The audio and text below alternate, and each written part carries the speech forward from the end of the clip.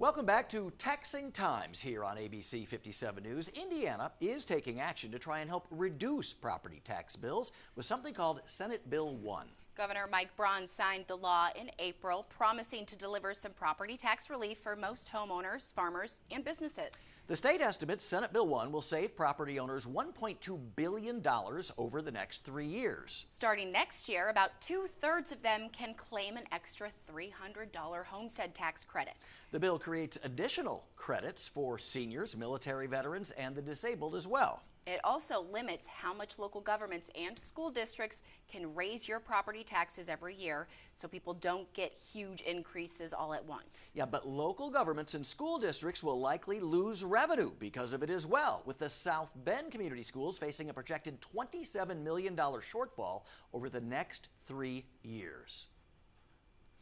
So what does all that property tax revenue that's collected actually fund? ABC 57's Kevin Wormhold is following the money for us.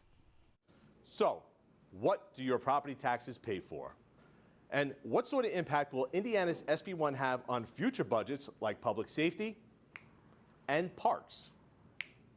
I sat down with both the county auditor and his deputy to help you understand how your tax money is spent. What do property taxes fund here in the county?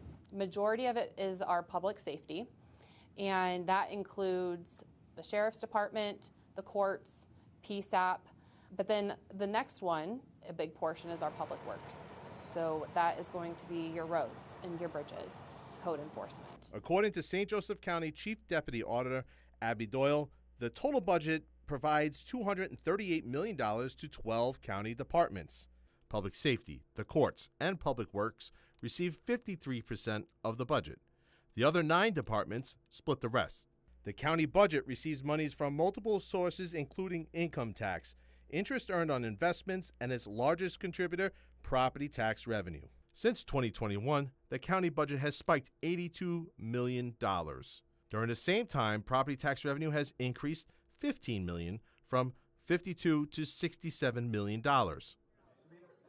Since COVID, property taxes and home values across the country have risen, sparking outrage from some homeowners.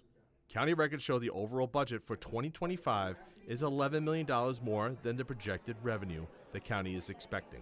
The auditor says they're considering cutbacks for the 2026 budget, which includes hiring slowdowns. Every year, county departments independently present their proposed budgets to the county government in July. Each department is required to do their budget and present it, and then sometimes we have a couple rounds. In April, Governor Mike Braun signed SB 1, which is supposed to provide property tax relief. County Auditor John Murphy explains the county will still make money, just not as much. With SB 1 passing, how big is the impact across the board? We're going to see small increases, 1-2% for the next 3 years. We won't see any larger increases. It won't keep up with inflation, which usually runs a little bit higher than that, but we do expect it not to go down, but to just increase at a smaller rate. So is it fair to say that we're not actually cutting taxes to where you're losing money here in the county level? That's correct. Steve Slauson is the executive director for the St. Joseph County Parks Department. His department sees the smallest percentage of revenue from the budget of 1.4%. For his department, every dollar counts. How could the SB 1 tax break bill impact these future projects that you're looking to get done? It gives us less money to put into the parks and develop, so we're not going to be able to offer employees raises probably in 2026. We're not going to be able to increase programs. Is the county right now in a good position to maintain status quo even with these SB 1 cuts? We are. We're in a good position. We are taking it seriously, though, the revenue impact. We're looking at positions. If it's an unfilled position, maybe we don't need to fill it. We're going to kind of hold off and see how all this budget shakes out before we make those positions. But we're going to continue to provide services. Reporting in South Bend, Kevin Wormhold, ABC 57 News.